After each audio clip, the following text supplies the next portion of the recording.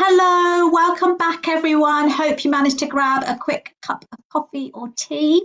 And if you're watching, just come on and say hello. So my first question is just to ask whether you have organised a virtual event during this time. So pop in the comments whether you've actually organised a virtual event during lockdown or before lockdown, so that we just know what your background is. So Luann is going to be talking all about how to market your virtual event.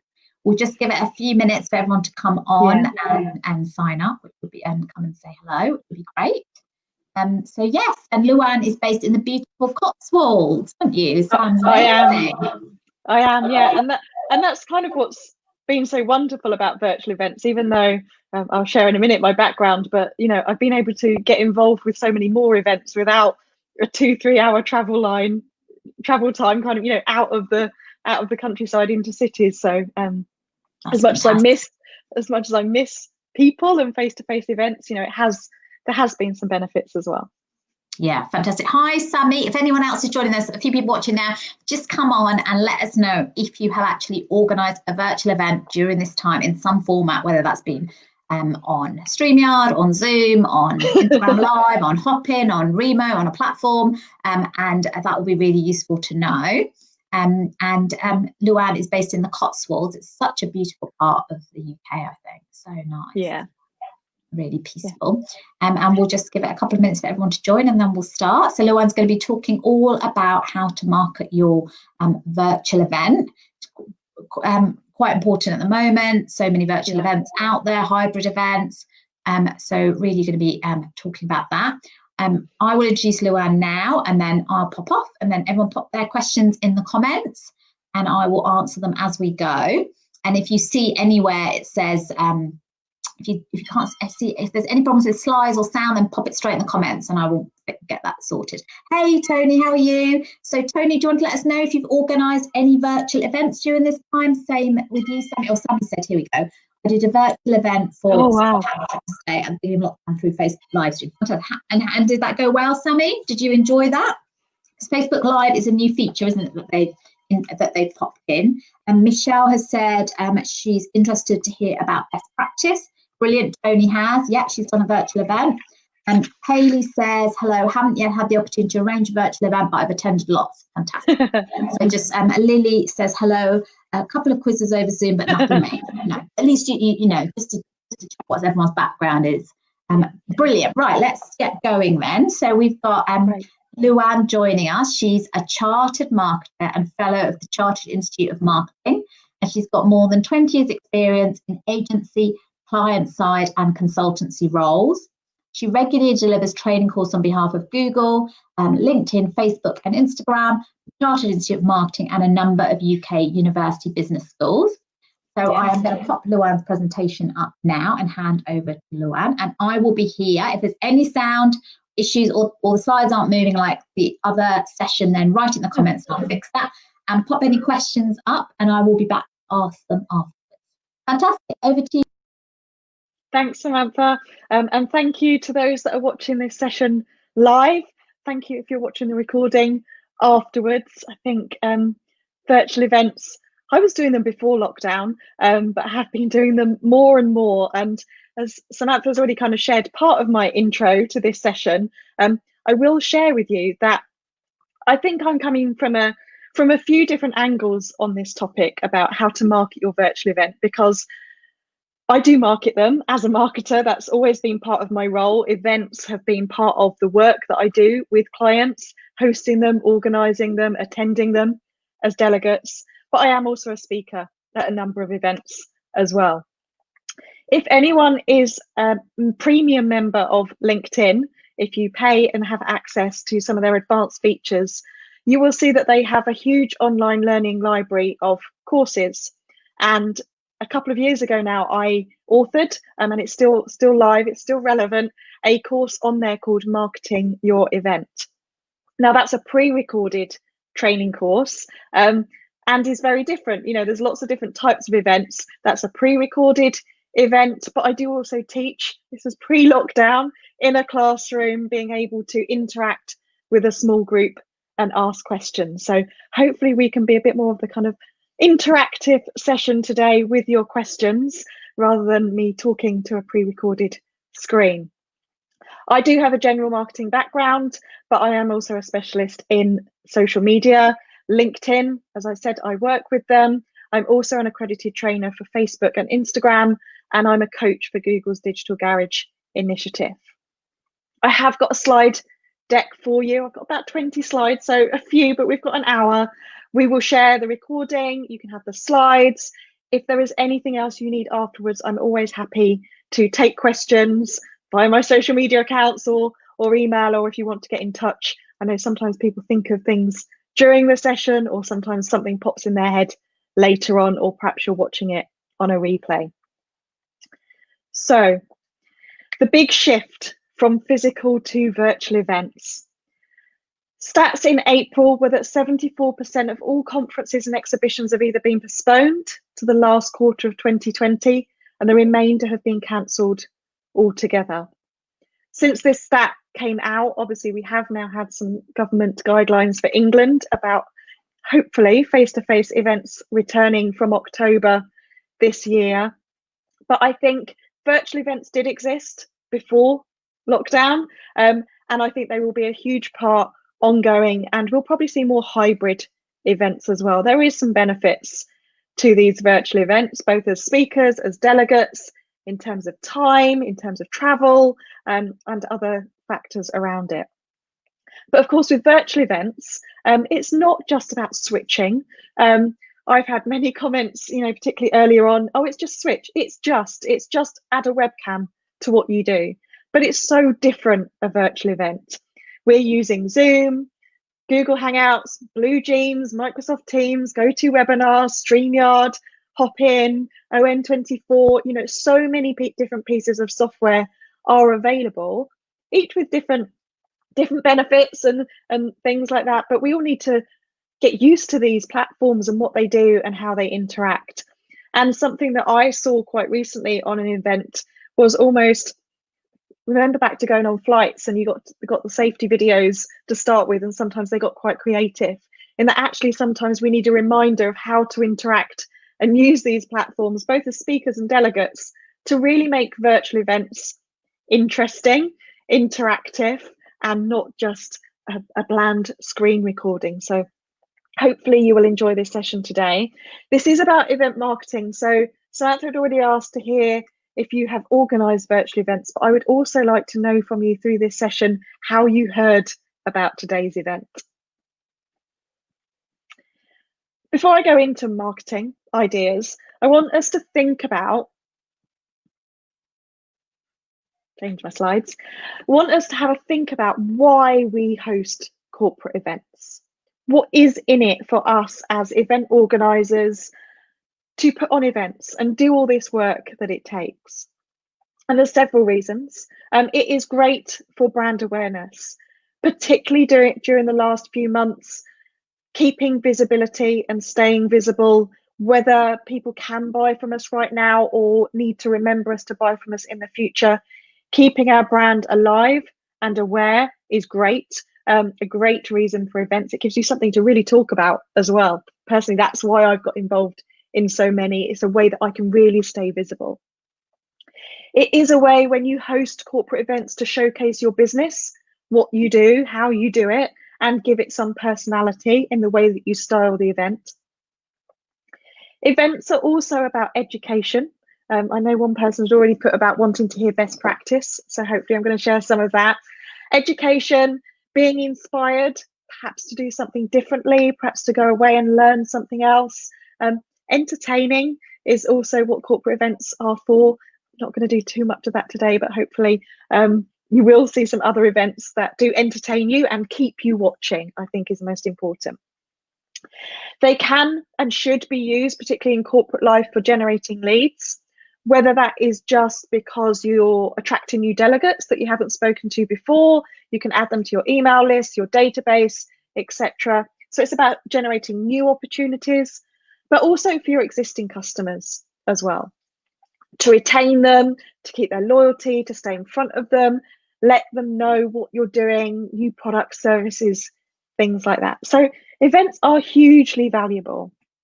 And it's great to see that people popping in the box. You heard about the event through Facebook, social media, and email. So different ways. There is no one answer to this challenge. And our role in event marketing is basically everything to do with the communications around an event. What I'm not going to talk about is event planning and finding speakers and organising dates and choosing platforms. This is about the comms that surround an event, because what we need to do is create and maintain awareness of the event. We need people to know about it. We need to encourage people to attend. So once they do know about it, we have to get them to go over that line and take action and sign up. And then we need them to turn up. We have to keep in touch with them. And we also want to encourage delegates to share their experience. I'm going to talk about these stages, but because today is particularly about virtual events, I've personally found over the past few weeks that getting people to share their experience is great kind of after the event, but because we're not at live events, there's less activity going on as the event is going on than there probably was previously with a live event. Less people taking photos. You're very welcome to take photos during this session of the slides, of the screenshot. I'm happy for you to do that. But there's probably less of that than that would happen in a live event when people turn up, take pictures of speakers on the stage, the room, the networking, tweet from what the speakers are doing as they're going on, because we're already on a digital device. So something to bear in mind, that the experience of a virtual event is slightly different, but if we want people to get involved, we have to let them know about it. So our challenge, the big challenge for event marketers, isn't just to do a virtual event. It's not a just thing. There does take a lot of work around this.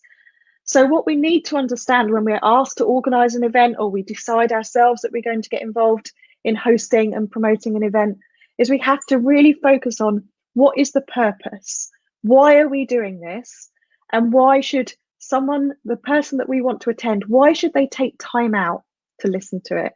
Why should they come along at 12 o'clock on a Wednesday lunchtime and listen to this session? We have to be very clear about that before we start to promote this event to encourage people to take part. And as we know, there has been a lot of virtual events over the last few months. The switch, or just because digital is the main channel of communication that's available to people right now. People are working from home, so it's accessible to them. There is a lot of online events. So if we're marketing one, we have to think about how we can break through the noise of all of those events as well. We also come in thinking about this purpose, is thinking about, just changing my slides, and I know yours is on a slight delay, but thinking about our audience first, not us. We've worked out why we want to do this, why it's good for our business, but to think about, why do people attend events? They attend them to see and learn about organisations, their products, their services, to learn new things, to hear case studies, to be inspired, as I've already mentioned. But they also attend events to network. And I think personally, this is one of the bigger challenges of virtual events. Sometimes the software is great at allowing networking, particularly if you're using something like Zoom and you can put people into breakout rooms. Sometimes it's a bit harder. Some people during live events I've seen are brilliant at getting involved in the chat streams and kind of commenting and sharing their details. Other people aren't quite doing that. But on the other hand, virtual events can be great for people that don't particularly like networking, but still want information to learn, to be inspired and hear case studies. But we just have to think about what our event is for and what it's doing and why people might want to attend. If they want to attend for networking, we have to talk about networking. If this is an educational event, we have to focus on the fact it's an educational event. And I've got a list of questions coming up in a couple of slides. And for me, event marketing is all about managing expectations, letting people know what to expect and making them feel comfortable with it. And that's as much in the real world when we go back to them as it is virtually. why should people give up their time? Why should we ask people for an hour, half a day, a full day, perhaps at one point? What can we do? What's in it for them?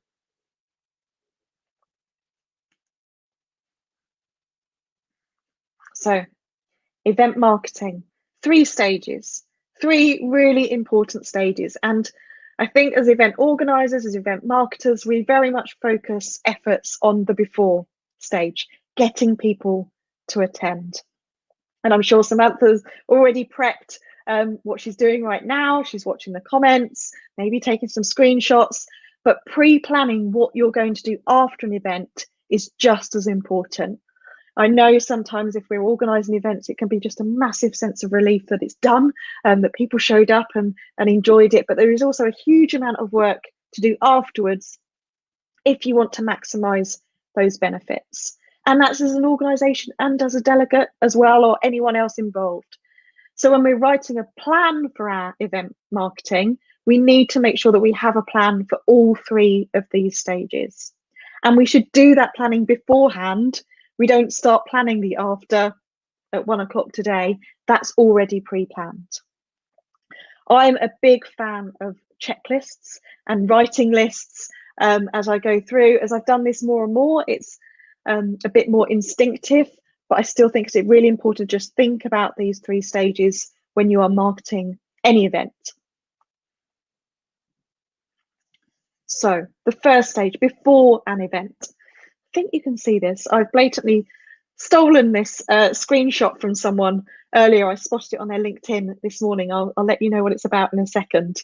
But the marketing challenge before an event is just simply letting your audience, the people that you want to attend, know about it. It's then about getting them excited enough to register and possibly tell other people about it as well.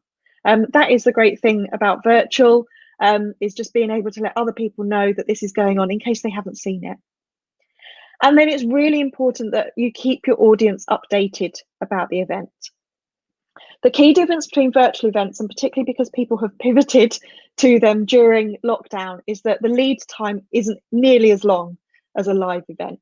These can be put on in a matter of days, hours, if you want to. But if people have pre-registered and have signed up, you've got to keep reminding them. You want them to show up. And I know that event management software or sign up software like Eventbrite is great at kind of sending you emails to say 1 hour to go, we're starting now. And all of those triggers are really important. Let's see some questions. We'll come back to your question, Michelle. That's a great question. This image that I screenshot from someone's LinkedIn profile this morning, we all know as event organisers that when you first let people know about an event, you get a sudden flurry of people book straight away as soon as they hear about it, quite high. Then you have this massive dip, and as an event organizer, you absolutely have to hold your nerve thinking, am I going to get the numbers? Is this going to happen? And then as it gets nearer and nearer, there is a kind of a final lift in sales towards the end. But what people are seeing is with virtual events, instead of a U shape, they're seeing a massive J shape, and more people literally signing up in the last half a day, 24 hours, last 2 hours, as they look at their calendar and see if they've got a gap. And I know I've done it myself. I might look at my calendar and go, I've got a fairly free day today. I wonder if there's any learning I can do. I wonder if there's any events I can get involved in today to break up my day, to learn something. I've got time. It's much more spur of the moment than thinking, I need to travel to London in 3 days' time to go to an event and book and travel and accommodation and all those things. But as an event marketer, event organizer, we absolutely have to hold our nerve to the final minute for sign-ups and hope people attend. But the benefit often of a virtual event is that there's not a limit on numbers either. And I'm as much of a fan of small events and being able to have conversations as I am of large events and it all being about numbers. I think there's benefits to both. Maybe have that in your marketing plan if you have an objective for the numbers of people you want to attend. But this is all about adding value to the people that are in the room at the time or perhaps watching the recording afterwards. During the event, as I said, with real life events, I quite often see people tweeting, taking photos, live streaming. the event that's happening. The marketing challenge during this section is almost FOMO. It's the fear of missing out. If they see people talking about something, sharing photos, sharing slides, sharing information, there's often that, oh, why didn't I know about this? Or I'd really love to have been at that event. Perhaps I'll go next time, but I'll have a look at what's going on. What we've really seen with virtual events over the last few weeks is the Zoom screenshot, isn't it? This was, I was on one last night, so I remembered to do one so that I could put it into my slide deck this morning. You know, we've all seen these, and it's great. It's great to make sure that you take this information during the session and use it for your after follow-up marketing if you're not actually able to post it during the time. And then post-event, as the event organizer, as the event marketer, one of the first things you need to be doing is saying thank you. I know people do this, but you know, say thank you for people attending. Thank you to your speakers for getting involved, sharing any content, sharing testimonials that people, you know, give you feedback. And this is also the ideal time to start promoting your next event. You know, finish this session today. If you really enjoyed it, join me at my next session. This is, you know, it's the cycle where things start, but plan this in advance. I do it as a speaker as well as an organizer. I know what I'm going to be sharing. You know, I've already checked that I can download this and add it to my YouTube and post it later. I will take a couple of photos as we go. It's planning that in advance as a marketer. Because you've worked so hard on this, it's not just about the session itself, it's about making sure that people who did miss it know about it, the people that enjoyed it can stay involved as well. So this is probably a great slide for you to refer to afterwards. It's one that I use as my own checklist when I'm marketing an event, when I'm writing any copy, when I'm writing descriptions of what I'm going to be talking about. I'm answering the why, who, what, where, when, how questions. And this needs to be in your communications, whether it's a landing page, whether it's your series of social media posts. These are the things that your potential delegates and anyone involved in your event wants to know about. They want to know why they should attend. They want to know who it's for. You know, is this for event organizers? Is this for chief execs? Is this for junior marketers? They want to know that it's going to be relevant to them to give up their time. So you as the organizer need to think about that, and in your marketing go, this event is perfect for. Also in your marketing is about who is involved. It's you as the organizer, but do you have sponsors? Do you have event partners? Not venues at the moment, but I've left that in because hopefully, you know, October we will have that information in there. But your speakers, anyone involved in this event should be helping with the marketing as well. There's a two-way value exchange on this. You know, Samantha's promoted me as a speaker, and I can also promote and get my audience and people involved as well. There's an exchange there, and everyone involved has a role to play. Think about the event type. Is it a day event with a series of speakers? Is it a one-off? Is it interactive? Is it networking? Is it a passive presentation? People need those expectations. They need to know what the agenda is so that they can prepare for it. And they need to know what they're going to take away. What are they going to learn if they give up an hour of their time or a day of their time? Let them know. Particularly if people are working in roles and need to speak to a colleague and say, I want to attend this event. I want to take some time off for this event. The first question they're likely to get asked is why? What are you going to learn? When is the event taking place? All those details that people need to put things in their diary, dates and times. Where is the event taking place? I think it's really useful right now to tell people what platform you're using, because they may be familiar and know that they can just click to enter, or they might need to prepare and know that they need to download things as well. But also perhaps some other reassuring factors. Are they going to be on video? Are they not going to be on video? Are they going to be expected to participate? Is there going to be activities? Is there going to be breakouts? Just manage those expectations so people know what they're going to get. Does it cost anything? The challenge with virtual events and what I've seen over lockdown is that many of them are free. But there are also increasingly number of paid events, and particularly if things have switched from being a physical event to a virtual event, there are costs. There are costs associated with marketing. There's costs associated with the platforms and software and everything else. So if there is a cost involved, we just need to let people know, and we have to work probably a bit harder on what they're going to get, what they're going to take away, so that they know that they're getting value for money. And then just the how to book a ticket and how to show up. So I find this just a really useful checklist when I'm prepping for an event, or even as a speaker. Have I answered all of these questions when I'm helping to market it?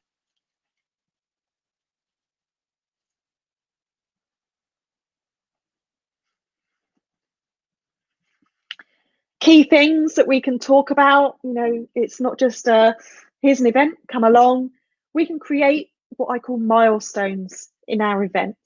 As I said, the time frame for event marketing virtual events is a lot shorter than a physical event, but we can still do those teasers and those milestones around saving the date, get some excitement. I'm organizing something, it's not quite ready yet, but put this date in your diary and I'll come back to you soon. Let people know when registration is open. If you have pricing, then sometimes I know that it's good to tier pricing and have an early bird. It's an added benefit for delegates, but it's also a bit of reassurance for an event organizer if they can get some early bird ticket sales.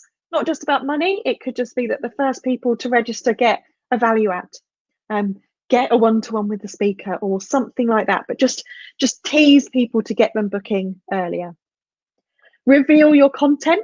You don't have to reveal it all at once. Depending on the format of your event, you could announce the first speaker, the second speaker. Oh, we've added this in, this is a last minute. Think about how you can kind of layer up the messages about your event to keep people involved, take them through being aware about it, through to wanting to sign up and to tell other people. That before the event stuff as well is great for behind the scenes prep. Now I know at the moment we can't do, this is us setting up the room, this is the refreshments coming out, but, and I've got an example later, here's the slides, I'm preparing my slide deck, I'm getting my kit ready. Sometimes I've seen, and I've done this myself, pre-event videos, and this is what we're going to be doing, and I'm just having a chat with our speaker about what she's going to cover in this session. People love that kind of build up and seeing what's going on behind the scenes as well. As I said, final reminders up to an hour, if not 10 minutes before that we're starting. Activity on the day, looking forward to you joining us this afternoon, anything you need to know, and then that follow-up as well that's pre-planned. So as you can see, this is why I have lots of checklists to make sure that I cover this stuff off. Particularly as this is a topic I talk about, I have to make sure that I do it as much as I can. Don't always do everything, but it's good to kind of have it in the toolkit. And then the marketing channels. I'm on 12:30, so we will have time for questions. When you're asking people to sign up for an event, very often that could be that you have a page on your website talking about the event with a nice big sign up button, or you may use a third-party tool such as Eventbrite that you are promoting that link to get people to sign up. As I said before, everyone involved in your event is part of the marketing activity. So that's sponsors, that's partners, any ambassadors that you've got as well, perhaps previous delegates, previous speakers, anyone that's kind of in your close network that will help you. I'm not going to speak too much on this topic today, but email marketing is huge. It's certainly not dead. For me, it is where conversions usually happen. Huge value in building your own email list. That is, of course, GDPR compliant. Social media is the next topic I'm coming on to and talking mostly about today. But social media is a great way of getting people to give you their email address and build that list. It's unlikely that you're paying for your social media accounts, or if you are, it's a small fee. Emails, collecting addresses is a massive asset for your business. So I would highly recommend that if you're hosting events, organizing events, that you have quite a strong focus on building an email list and using that to communicate the event. And in your marketing, you need a mix of activity. You need the words to explain to people, you need images. Right now, that's not of your venues, but it could be of your speakers. It could be screenshots of slides or activity, but also use of video as well. We didn't do it for today's session, but quite often I've recorded short videos in advance of an event. You know, hi, my name's Luann. I'm going to be talking about this event in a few weeks' time. This is what I'll be covering. It's interactive. People like it when they see it in their feeds. It grabs attention, but it also gets them comfortable with the people that they may be meeting in real life or listening to. It kind of brings it to life rather than a headline, date, time on a page. So think about all these elements when you're putting together that marketing plan. So I said at the beginning that my kind of specialist area is B2B social media. So I'm just going to go through for each of the 4 key platforms, LinkedIn, Facebook, Instagram, and Twitter, how I use those platforms to market events. It is literally a couple of slides on each, so I'm not going into huge amounts of depth, but because we have time for questions, and I am available afterwards, if there is specific topics that you want me to go into in more detail, then just pop that in the comments and I can jump back to those in the Q&A section. So LinkedIn. Various areas of LinkedIn that you can use to market your event. Whatever size of business you are, I recommend that you have a company page set up. Even if you're a one-person business consultant, just make sure that you have a company page set up so that when you are using your personal profile, creating the experience section, that you link through to it so that it shows your logo and information. If you're a small business, I don't think that you really need to do much more with a company page on LinkedIn, because thereafter everything that you do is via personal profiles. You do business with people, you network with people, you exchange business cards with people. So it's all about the personal profile. If you're a large organization, I would post content on the company page and then encourage your colleagues to share it on their own personal profiles to their networks.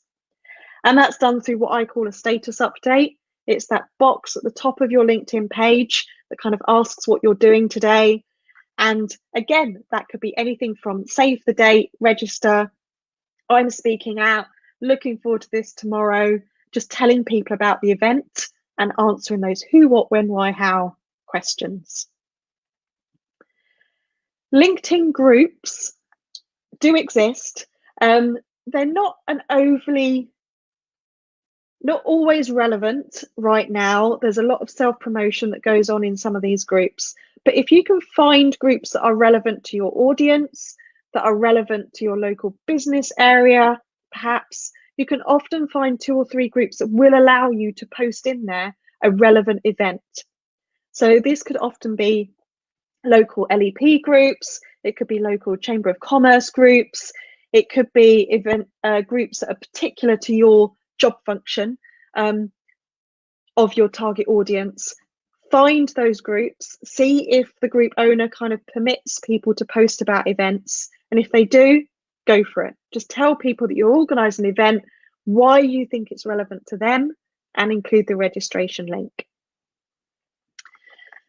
Something I would do quite a lot, and it is a manual process and can take some time, but it really does get results, is to go through LinkedIn, people I'm already connected to, or to search out people that are in the audience of people that I want to attend this event. I will search for them, and then one-to-one I will send messages.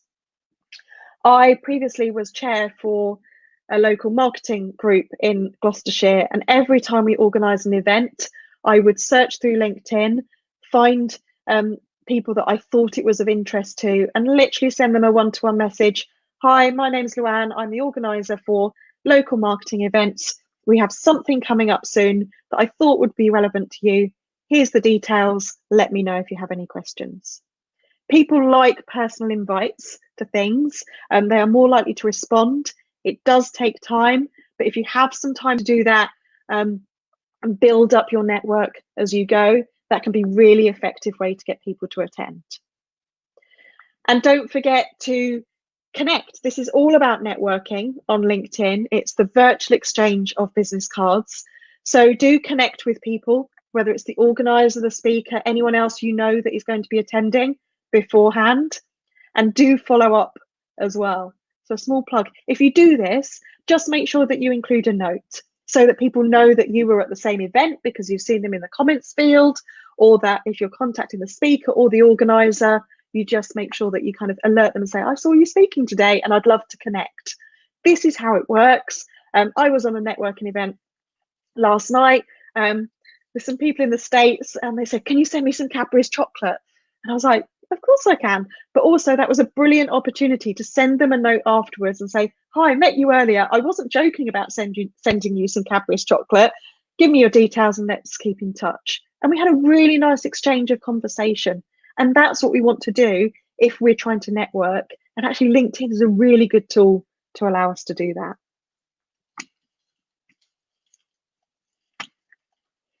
LinkedIn had an events feature on beta testing for several months. I was actually involved in the beta testing, but they have rolled this out during lockdown as people have moved their events virtually.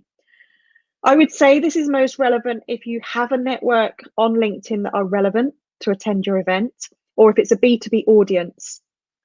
If you go to your LinkedIn profile, down the left-hand side, it will say create event, and you literally fill in boxes. You fill in boxes with the title of the event, the date, how people can book tickets, and then it creates this page. This is one here that I'm involved with in September, a social day event.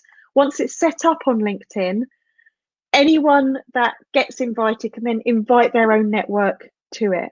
Unfortunately, at the moment, it's still part of testing. It's not searchable, so you can't go onto LinkedIn like you can Eventbrite to see what events are going on. This is all about actually word of mouth marketing through your connections. But if you get an invite or you're inviting people, you can then actually have discussions on this page as well. So you can bring that networking element to life beforehand and after by using LinkedIn events.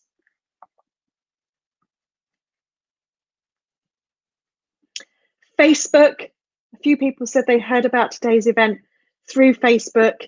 It's very easy to set up an event specifically on Facebook.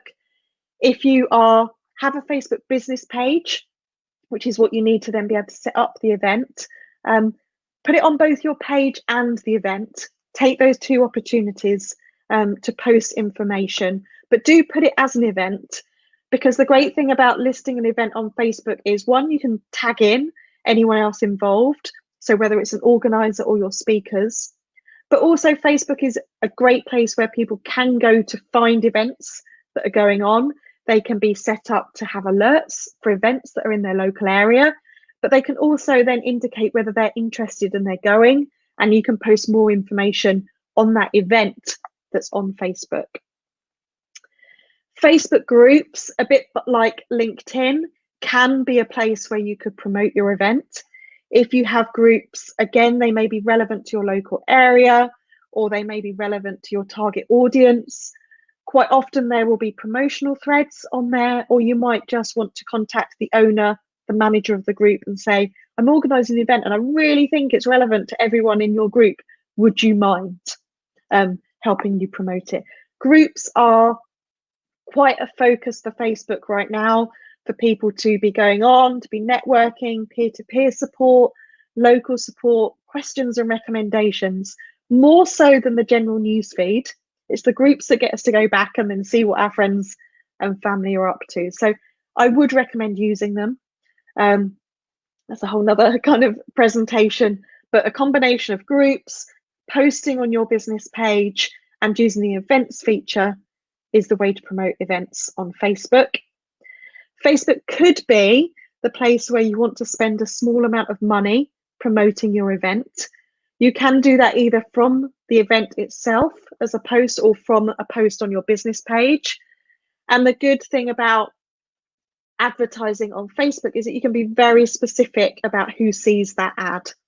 So it could be people of a certain age, certain gender, location, job title, industry they work in, employer type. you can be quite focused and not spend huge amounts of money to get your event promotion in front of people. You may need to have a series of ads looking at those stages of an event. I've got an event coming up. Oh, you're interested in that event. Here's a bit more detail about it. Here's the speaker. Don't just think it's just like one ad. Sometimes you need to take people on that milestone journey in your advertising and your posts as much as you would in any other event.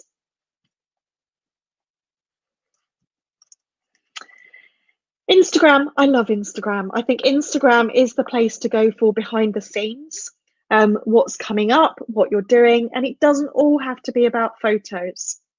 It can be about graphics as well. Very often I will create graphics, if it's a new blog post or if it's an event coming up, like the ones you can see here. And I use a free tool called Canva, canva.com, to create those graphics. And I just looked at my feed to see where I'd used it to promote events. And I've done a graphic to promote an event that's coming up. As a speaker, one day I just did a photo of my screen saying, I'm working on this slide deck today, the event's coming up next month. I've used it during events, not always myself, but people have taken photos, the slide deck bottom left or the picture of the room.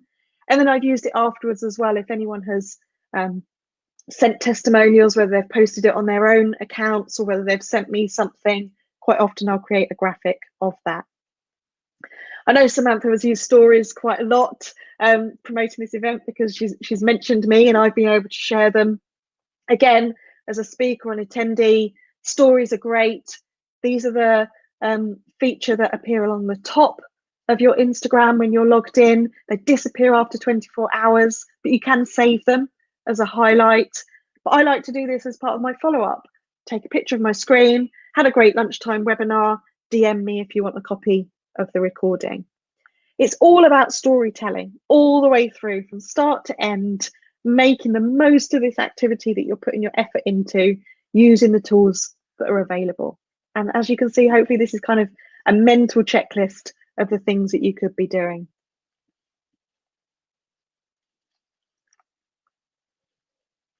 And finally, this is my last slide, so please do get ready with questions or if there's anything that you want to look at in more detail. I haven't found Twitter being used quite so much for virtual events. As I said, I think this is because people are already on a device and not having their phone while they're watching someone at a physical event. But Twitter is still great for promoting events on your profile. I will always do this, event coming up, 1 hour to go. Hope you enjoyed it, and I can pre-schedule those quite often as well. Tweet chats do take place. Tweet chats are usually an hour that's organized by someone and it has a specific hashtag. I'm pretty sure there is still a hashtag event hour. I know that there is other ones around communications, around small business, local businesses. If you can find these and just search them, or you may see them by people that you follow are getting involved. They are quite an hour of the week, quite often in the evening, where it's okay to promote.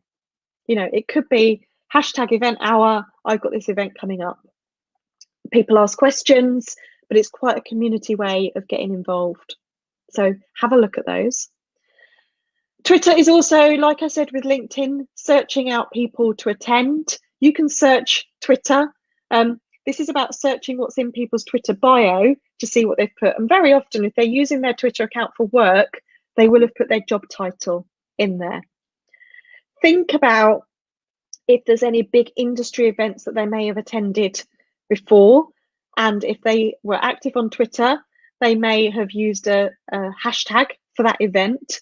So, for example, if I was organising a social media event, I might look up people that have used the hashtag social media week or I think it's SMW1, big events that I knew about, because if they got involved in those, they might be interested in mine.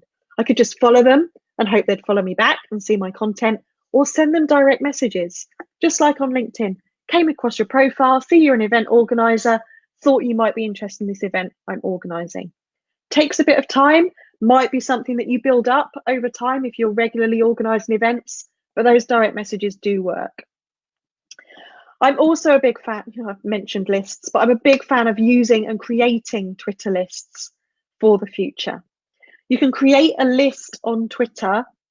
It's almost just a smaller place that you can go than your newsfeed of specific people. So it could be, for example, Samantha could create a Twitter list of event managers and event organisers and event professionals that she identifies through just knowing them, or because they talk about events, or that they've used a hashtag in something, so that when she comes to promoting an event in the future, she can go to that list, find them easily, and send direct messages. So monitoring Twitter, the real-time engine of what's going on in the world, usernames, mentioning speakers, having a hashtag. I'd probably only have a hashtag if it was a bigger event right now, because there's so many virtual events going on. If we had a hashtag for everything on top of speaker names and company names, that would be quite a lot of work. But for people organising day-long conferences, 3-day-long conferences, week-long conferences, always have a hashtag, and Twitter is the place to go to mention those. So a bit of a whirlwind of the 4 platforms, but hopefully some insights and information for people who have organised events before, who haven't organised events before. We have almost 15 minutes for questions. So is there anything that's come up, Samantha? Fantastic. Thank you so much. That was really, really informative. So many ideas there, things you can do when you're marketing your event. That was fantastic. So Michelle has said, yes, after, do you monitor how many people have viewed the event? Who do you share that with? Yeah, I think this comes back to the purpose of your event. You know, if you're in a corporate or organising, you may set yourself an objective of how many people you want to attend. You may not know how many people you want to attend. It depends on the event as well. So quite often I will look at different stats. So I think it was yesterday I sent you a note, wasn't it? Like, how many people have registered? You know, that's one stat. Then it's how many people will be on the live session. You know, that's another stat. But what happens quite often with Facebook Lives in particular, webinar recordings in particular, is that you might have a relatively small number actually on the live, but within a few hours you will have several more, if not hundreds, looking at it, and then in a few days. So I would probably set your own benchmarks, but I would go with registrations beforehand, attendees on the day, probably views within 24 hours, and then maybe a week later, depending on the nature of the event.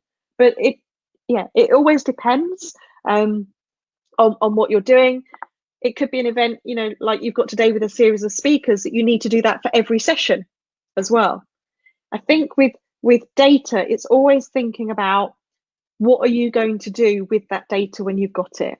Is it because you're using it as a way to present success, to compare against previous events?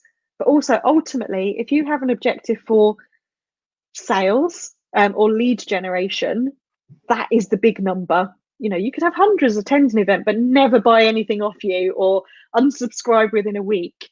Depends on your objectives, and that's what you should measure against. Yeah, absolutely. Thank you. And then if I've got a couple of questions. If you were, you know, focusing on one platform, was there one that stands out to you? And everyone else, if you've got any more questions, pop them in the comments and then I can ask. Yeah, would you focus on one specific platform, would you recommend?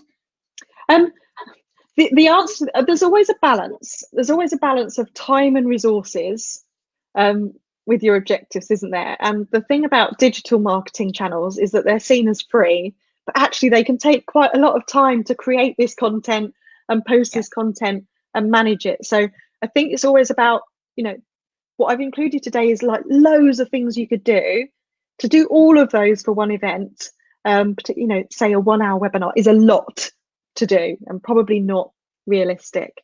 I think it's about choosing what's most relevant to your audience, and where they hang out is the platform that you would choose to use. So, you know, if you have a very B2B corporate audience, I would probably use LinkedIn. If you already have a Facebook group like you do, I would be using Facebook, because you can draw them in and you've already got a community of people to attend something. So my answers are always, it depends, but it's also about your audience. But during lockdown, and I was really lucky to have advanced access to LinkedIn Lives. So I got the opportunity to test those. And the first one, I knew I was going to do it, but I wasn't quite sure up until the last minute that I'd got StreamYard set up, that I really wanted to do this thing. So I only promoted the event at 8 o'clock that morning for 12:30 lunchtime. And I still had several hundred people show up. So I think things can be done last minute. But I guess the point was I already had an audience on LinkedIn that I knew would be checking every day and showing up. So it's kind of, you've always got to be doing that groundwork, haven't you, for when you've got something to promote. You can't, starting from scratch, if you had no email list or no presence on Twitter, you'd have a lot more work to do. So you've kind of got to be doing that warm-up activity all the time. Absolutely. And then, you know, with live events, everyone's either there or not there. And then sometimes they get to, you know, the organisers send recordings out. With these kind of recorded events, is there anything you can do to kind of gauge the level of people watching afterwards, apart from asking them to hit, you know, hashtag replay? Is there anything else you could be doing to check how the engagement levels were afterwards? Like you were saying, obviously, the day of that event later on and the next few days, there's a lot more people watching it. Yeah. I think obviously you would get views for recording stats if you hosted it on Facebook, or if you popped it onto YouTube as well. So you would get a view figure. I guess it's, again, if you think about your objectives for taking part and hosting this, if you mentioned something during your session around, you know, there's a free download if you go to this page of my website, or, you know, I'm currently promoting my ebook, and for watching this, here's a discount code. You could put a code into it, and those would be things that you could measure. So I guess sometimes you can seed things within your content that provoke an action to see if people are taking part. But I, you know, as a speaker and promoting events, I quite often get people sending me messages in advance saying, I don't think I can make it. Will a recording be available? And I kind of make a note of that and make sure that I follow them up one-to-one. I don't just kind of say, yeah, it'll be on YouTube. You know, I do have some people that I'm going to send later and say, you showed an interest in this, here it is. So I think it's about making sure you do that one-to-one work, as well as the general, here's an event, did you miss it, here's the link to the recording. It's that kind of old-fashioned, saw this and thought of you, you know, communication, isn't it? Yeah, fantastic. And Kaylee says, excellent checklist, really useful, thank you. Adriana says very good, and Michelle says thank you as well. If you've got any more questions, just pop them in the comments. Is there, where can they find you? Will you let me have all your details? And then I'm going to send an email tomorrow or Friday with all the content, you know, with all the details of all the speakers. I'm sure some of them are going to ask me about the slides. That's fine. I will send you a PDF of the slides, and my contact details are all on the last slide. So yeah, I know there's quite a lot of content in there, and you don't always want to replay it back for an hour to find the one slide. So yeah, I'll send you that this afternoon. Fantastic. Thank you so much. That was really, really informative. So many tips and tricks. And I think a copy would be fantastic. So you can just look through it, can't you? So thank you so much, Luann. Thank you for joining us. Thank you, everyone. So we're going to stop now for an hour and come back again at 2 p.m. So to find the 2 p.m. session, please go back into the John Sam Events Facebook page. And at 2 p.m, we've got surprise entertainment from Manic Stage Productions, and also the panel session all about sustainable events. It'll be fantastic. So Luann, please do join us as well this afternoon. I will. So everyone, go and have some lunch. My stomach is rumbling, so I'm going to have some lunch as well. Thank you so much, Luann, and everyone else. See you again at 2 o'clock. Thank you so much for joining this morning. Thanks, everyone. Thank you. Bye. Bye. Thanks, Luann. Bye. And anyone else, the other thing I want to let you know is if you wanted to sign up to the Events Career Club, please do so. I will pop the link in later on in the afternoon sessions. Okay, thanks so much, everyone. See you again shortly. Have a good lunch. Bye.